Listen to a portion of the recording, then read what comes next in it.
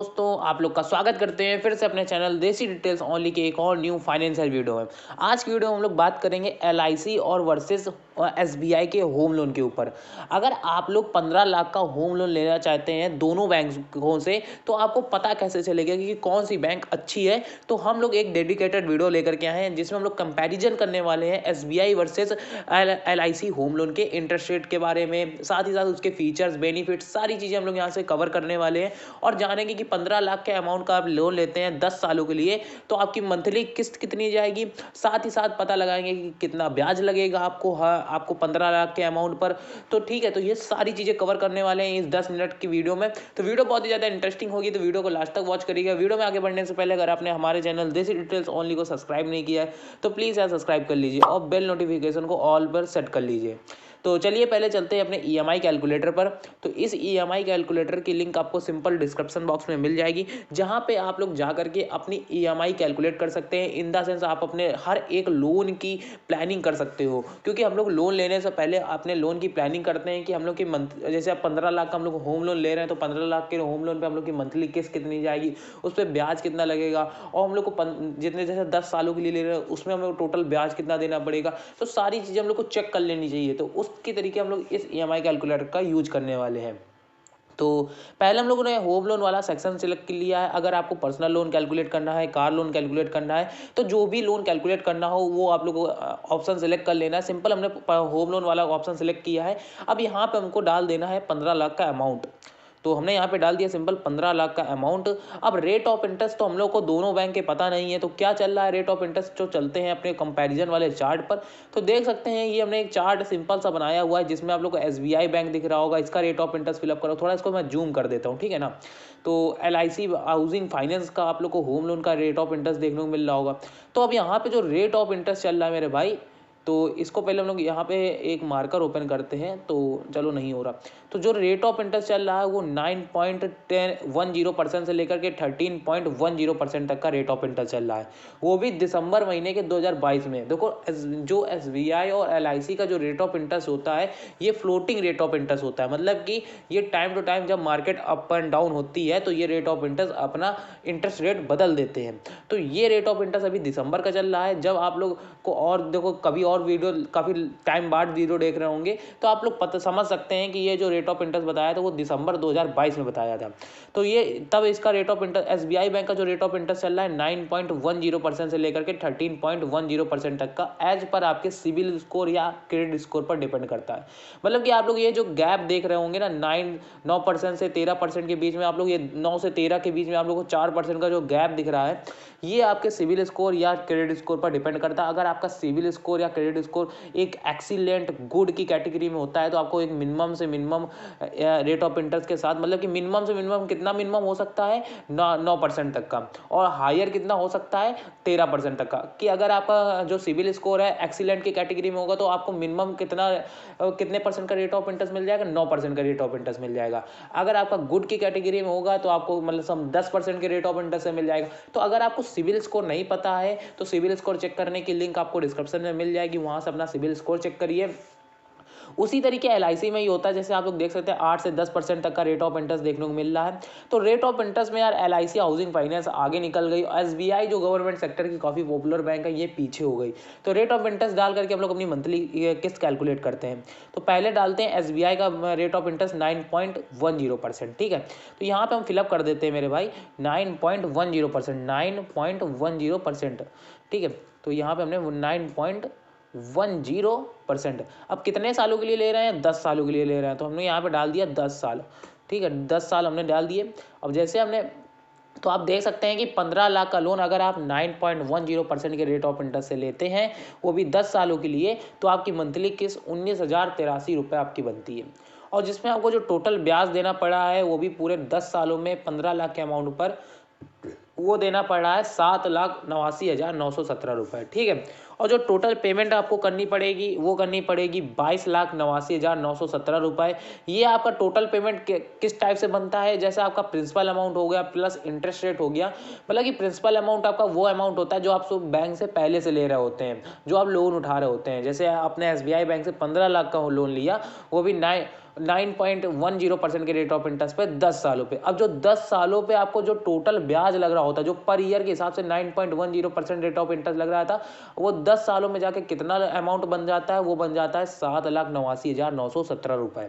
जो परसेंटेज के अकॉर्डिंग आपका 74% होता है और प्रिंसिपल जो अमाउंट होता है वो आपका 65%। जो ग्रीन वाला पार्ट है ये आपका प्रिंसिपल अमाउंट है और जो आपका ऑरेंज पार्ट है ये आपका टोटल ब्याज है, जो आपके जितने साल के लिए आप लोग ले रहे हैं। ओके भाई, अब समझते हैं कि यही इसी जगह हम लोग अपनी मंथली किस्त डाल देते हैं 8.75%।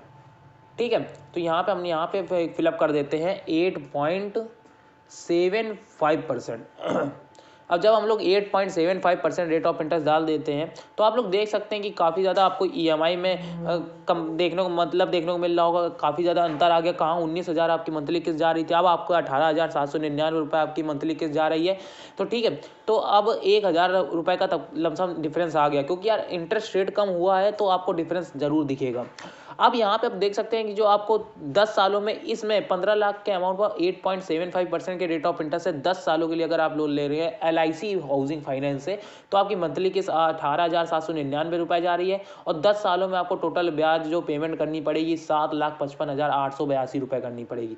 और जो टोटल पेमेंट करनी पड़ेगी प्रिंसिपल प्लस इंटरेस्ट मिला करके वो करनी पड़ेगी 22,55,882 रुपये।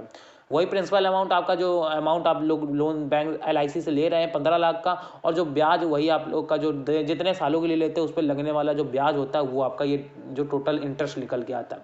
तो इस तरीके से आप लोग अपने हर एक लोन की प्लानिंग कर सकते हैं, चेक कर सकते हैं कि कितना मंथली किस्त जाएगा। अब इसी जगह अगर आप 10 सालों के लिए ना ले सके 15 लाख का लोन 15 सालों के लिए ले रहे होंगे तो देखना कितना डिफरेंस आ जाता है। 14,000 आपकी मंथली किस्त तो मंथली जो किस्त है वो कम हो जाएगी। देखो यही अगर हम 10 लाख का लोन 30 सालों के लिए लेंगे, मंथली किस्त कितनी कम हो जाएगी, देखो 11,000 हो जाएगी, लेकिन उस पर जो ब्याज है 27 लाख लग जाएगा। कितना ज़्यादा ब्याज लग रहा है, मतलब कि आपने जितना 15 लाख का लोन लिया उस पर आपको 27 लाख ब्याज देना पड़ा, जब आपकी टोटल पेमेंट कितनी गई 42,48,182 रुपये। भाई 27 लाख में आप अपना अच्छा खासा घर बनवा सकते हो। ठीक है, तो इतना ब्याज देने की क्या ज़रूरत है।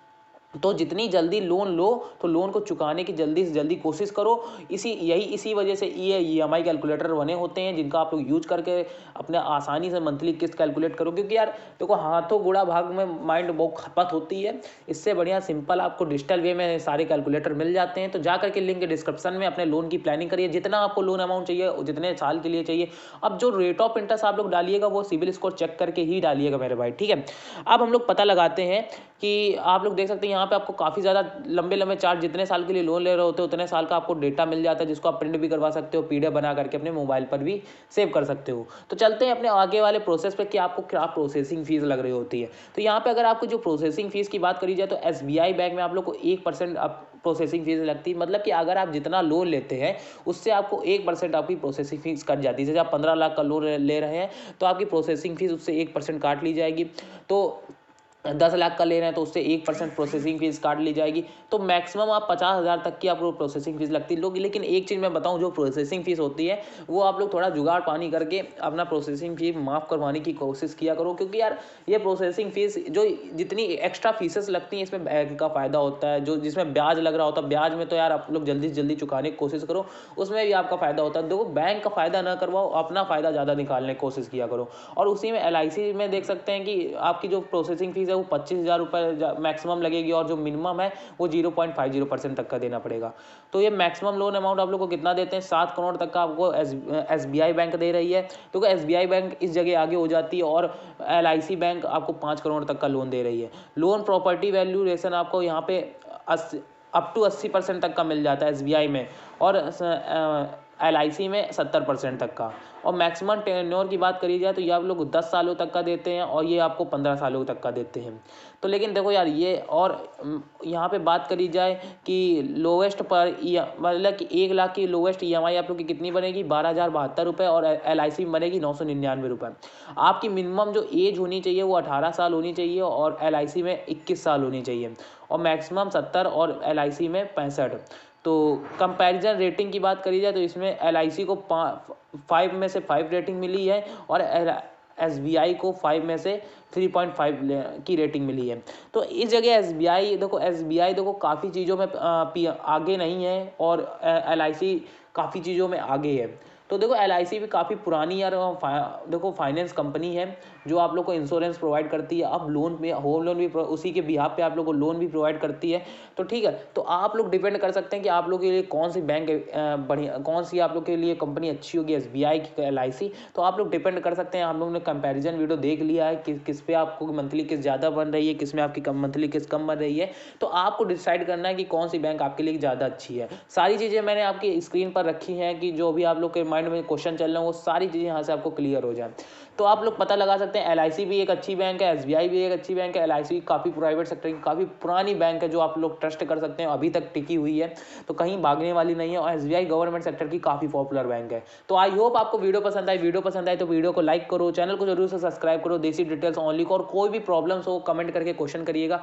अदरवाइज आपने अगर हमें टेलीग्राम में फॉलो नहीं किया तो आप लोग मुझसे कोई भी बातें करना चाहते हैं, जैसे भाई बहुत सारे भाइयों के कमेंट आते हैं कि भाई अपना कॉन्टैक्ट नंबर दे दीजिए, मुझे आपसे बातें करनी है। तो वो सारी लिंक आपको डिस्क्रिप्शन में मिल जाएंगी, जाकर के टेलीग्राम में फॉलो करिए। वहाँ से आप लोग कोई भी क्वेश्चन करेंगे वो मैं हर एक आंसर देने वाला हूँ। और जो आप वीडियो पसंद है वीडियो में कमेंट करके बताइए ये पार्ट नहीं समझ में आया, जो समझ में ना आया वो कमेंट कर दीजिएगा, वो डेडिकेटेड उसकी वीडियो बन जाएगी।